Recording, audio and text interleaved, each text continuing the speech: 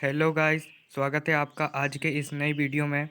दोस्तों, आज हम देखने वाले हैं क्लास 11th का पॉलिटिकल साइंस का जो अध्यक्ष है न्यायपालिका है, तो वो आज हम इस वीडियो में डिस्कस करने वाले हैं। इस अध्याय से दोस्तों 1 अंक के 2 प्रश्न आने वाले हैं और 4 अंक का 1 प्रश्न। तो यह अध्याय हमारे पॉलिटिकल साइंस में बहुत ही महत्वपूर्ण स्थान रखता है। तो चलिए उस अध्याय से कौन कौन से इम्पोर्टेंट प्रश्न हैं वो देख लेते हैं हम।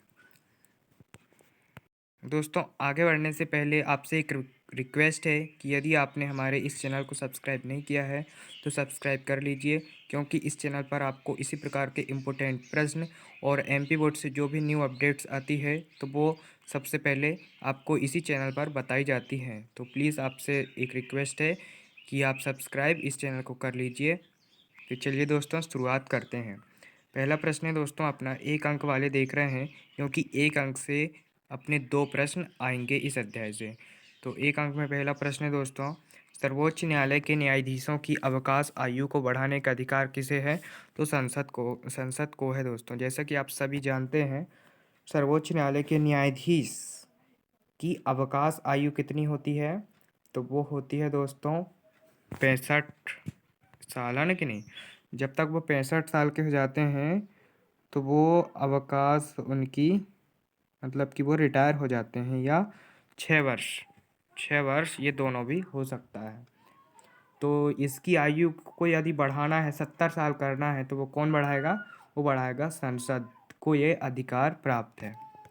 दूसरा क्वेश्चन देखते हैं दोस्तों, उच्च न्यायालय के न्यायाधीशों की अवकाश आयु कितनी है? तो उच्च न्यायालय, जैसा कि आप जानते होंगे, उच्च न्यायालय एक राज्य का सबसे बड़ा न्यायालय होता है। जैसा कि अपने मध्य प्रदेश का उच्च न्यायालय कहाँ है? जबलपुर में। तो वहाँ के न्यायाधीशों की अवकाश आयु होती है 62 वर्ष, है ना कि नहीं। आगे बढ़ते हैं आप। भारत के सर्वोच्च एवं उच्च न्यायालय में न्यायाधीशों की नियुक्ति कौन करता है? तो सर्वोच्च न्यायालय यानी कि supreme court and high court, high court और सुप्रीम कोर्ट में जो जज होते हैं उनकी नियुक्ति कौन करता है? तो वो राष्ट्रपति यानी कि प्रेसिडेंट करता है नियुक्ति दोस्तों। संविधान की व्याख्या करने का अंतिम अधिकार किसे प्राप्त है? तो संविधान की व्याख्या करने का अंतिम अधिकार प्राप्त है सर्वोच्च न्यायालय को, है ना कि नहीं। 5वां क्वेश्चन है अपना, भारत में न्यायपालिका कैसी है? स्वतंत्र है वो न्यायपालिका, ना ही वो विधायिका पर निर्भर है और ना ही कार्यपालिका पर।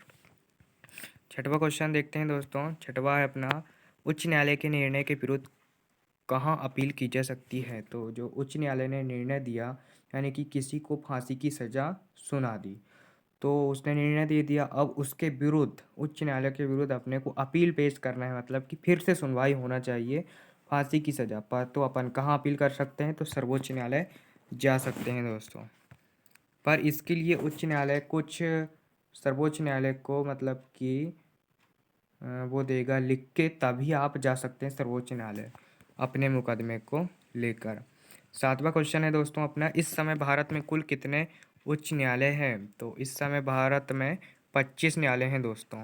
जैसा कि आप सभी जानते होंगे, हमारे भारत देश में 29 राज्य थे, फिर एक जम्मू कश्मीर मतलब कि उसे केंद्र शासित प्रदेश बना दिया गया। तो अब हो गए कितने? 28, और केंद्र शासित प्रदेश हैं 8, है ना कि नहीं।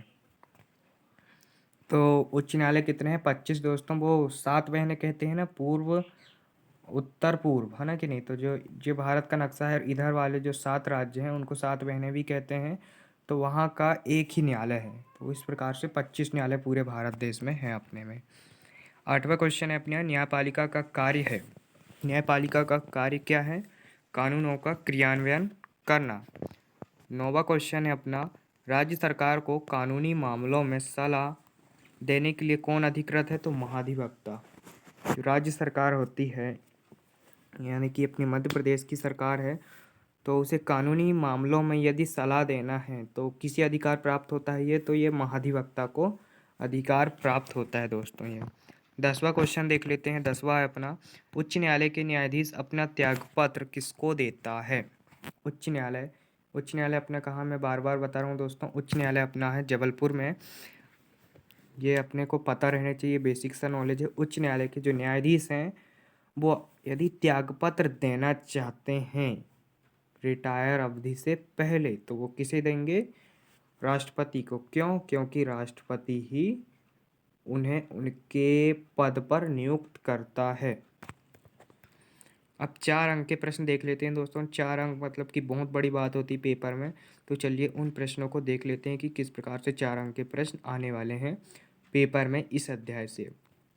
पहला क्वेश्चन आ सकता है दोस्तों, न्यायपालिका के कार्यों को समझाइए। न्यायपालिका है जो जुडिशरी जिसे इंग्लिश में कहते हैं, तो उसके कौन कौन से काम हैं उसे आप समझाएं।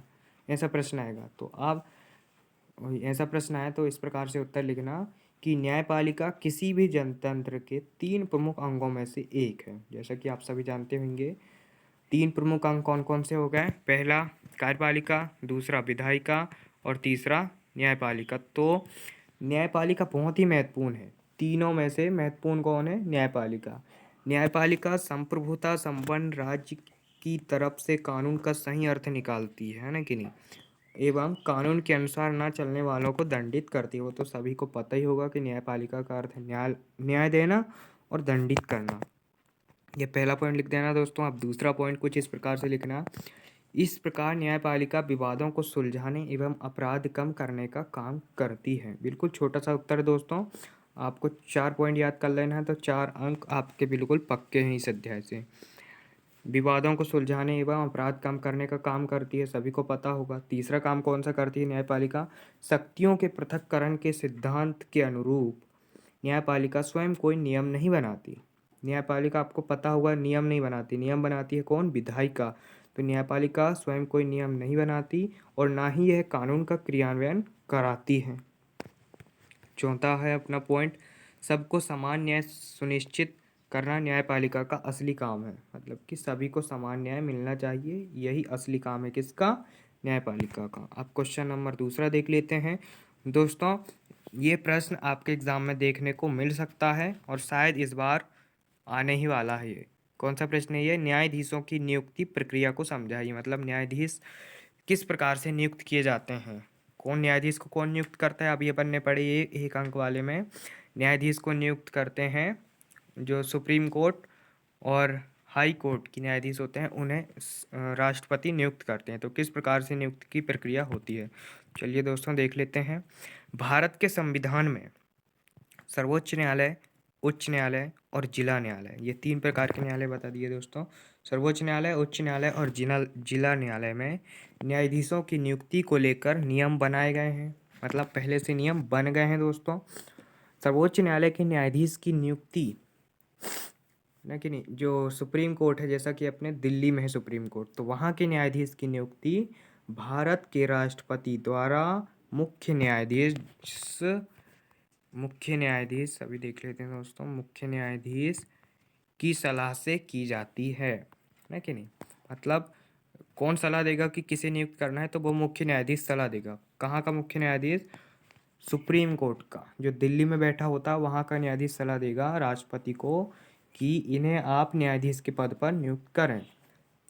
उनकी नियुक्ति मुख्य न्यायाधीश और 4 वरिष्ठ जजों के समूह के तहत होती है। फिर उसी तरह अब हाई कोर्ट की बात कर लेते हैं।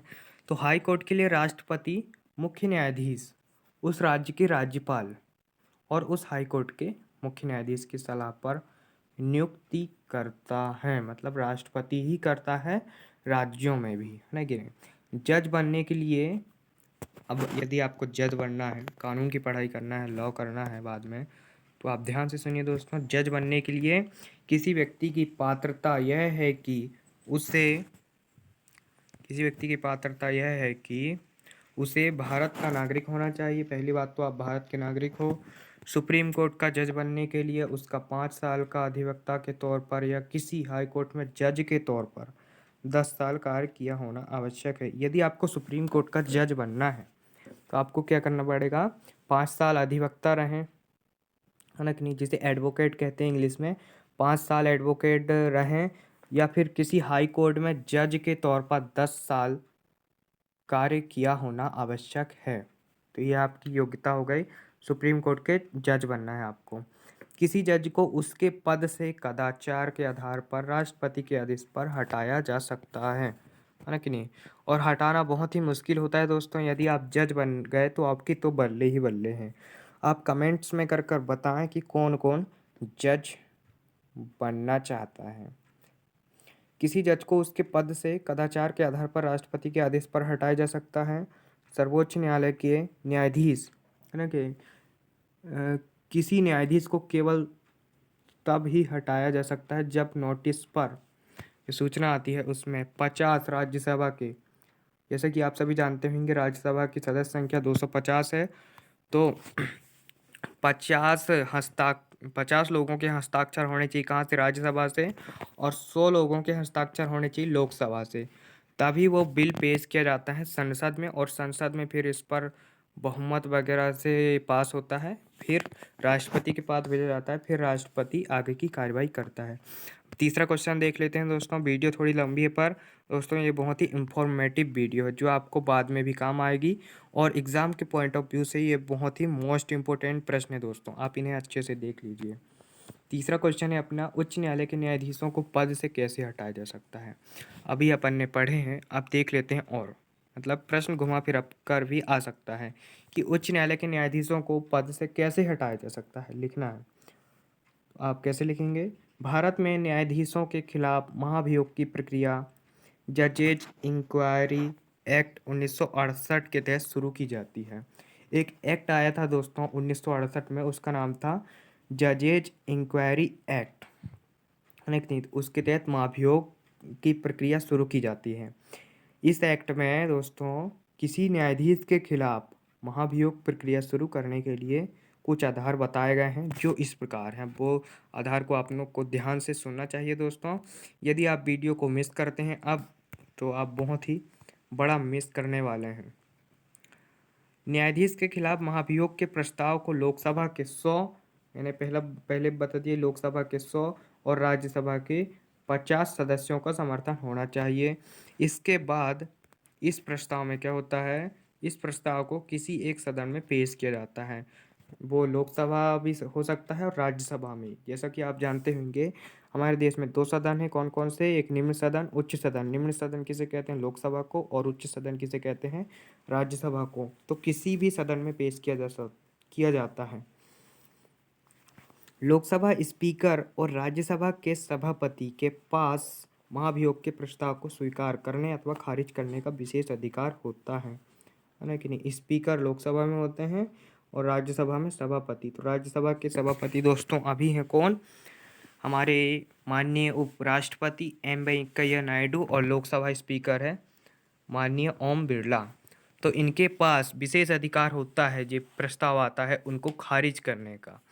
महाभियोग प्रस्ताव मंजूर करने किए जाने के बाद एक 3 सदस्यीय समिति का गठन होता है। फिर उसके बाद दोस्तों मंजूर भी हो गया प्रस्ताव, फिर संसद में बहुत सारी समितियां होती है, तो उसमें 3 सदस्यीय समिति का गठन होता है, और यह समिति क्या करती है, न्यायाधीश के खिलाफ लगाए गए आरोपों की जांच करती है ना कि नहीं। तो ये होती है दोस्तों किसकी प्रक्रिया बताएं हमने, न्यायाधीशों को पद से कैसे हटाया जा सकता है। अब दोस्तों चौथा प्रश्न है न्यायिक सक्रियता। ये दोस्तों कई बार पूछा भी जा चुका है, इस बार भी इसके पूछे जाने की 100% संभावना है। न्यायिक सक्रियता क्या है, तो चलिए देख लेते हैं दोस्तों। न्यायिक सक्रियता न्यायिक शक्ति का प्रयोग करने का एक तरीका है ना गिरीश। जो ये न्यायाधीश करते हैं, ज़्यादातर न्यायाधीशों ने ही शुरू किया था ये न्यायिक सक्रियता की प्रक्रिया, है ना कि नहीं। सामान्य रूप से प्रगतिशील और नई सामाजिक नीतियों के पक्ष में न्यायिक मिसाल के लिए कड़ाई से पालन करने के लिए प्रेरित करता है। यह आमतौर पर सोशल इंजीनियरिंग के लिए निर्णय कॉलिंग द्वारा चिन्हित किया जाता है, और कभी कभी ये निर्णय विधायी और कार्यकारी मामलों में घुसपैठ का प्रतिनिधित्व करते हैं। दोस्तों क्या होता है, जैसे कि कोई जज है या कोई एडवोकेट वगैरह, यदि वो पेपर पढ़ता है, उसने देखा किसी मामले को, तो वो मामले लेकर चला जाता है अपने न्यायालय में, और वही खुद एक न्यायिक सक्रियता का प्रस्ताव तैयार करके और उस मामले को ले जाता है न्यायालय में, और उसमें सुनवाई करता है। मतलब कि जिसके पास धन वगैरह नहीं है और वो डरते हैं, जा नहीं पाते कहाँ, न्यायालय, तो ये न्यायिक सक्रियता के माध्यम से जो बड़े बड़े अधिकारी लोग होते हैं तो वो मामले को ले जा लेते हैं, है ना कि नहीं। आगे देख लेते हैं आगे और क्या है दोस्तों। आगे बस इतना ही है। न्यायिक सक्रियता निर्णयों के माध्यम से व्यक्तिगत अधिकारों की रक्षा या विस्तार करने की न्यायपालिका में प्रथा है। न्यायिक सक्रियता की अवधारणा लोकहित याचिका की अवधारणा से निकटता से संबंधित है। तो दोस्तों ये आज का वीडियो था न्यायपालिका से संबंधित। यदि आपको वीडियो पसंद आया हो तो वीडियो को लाइक कीजिए, चैनल पे नए हो तो चैनल को सब्सक्राइब कीजिए। इसी प्रकार की इंफॉर्मेटिव वीडियोस के लिए हमारे चैनल पर जुड़े रहें और अधिक से अधिक दोस्तों को शेयर कीजिए। चलिए मिलते हैं दोस्तों अगले वीडियो में।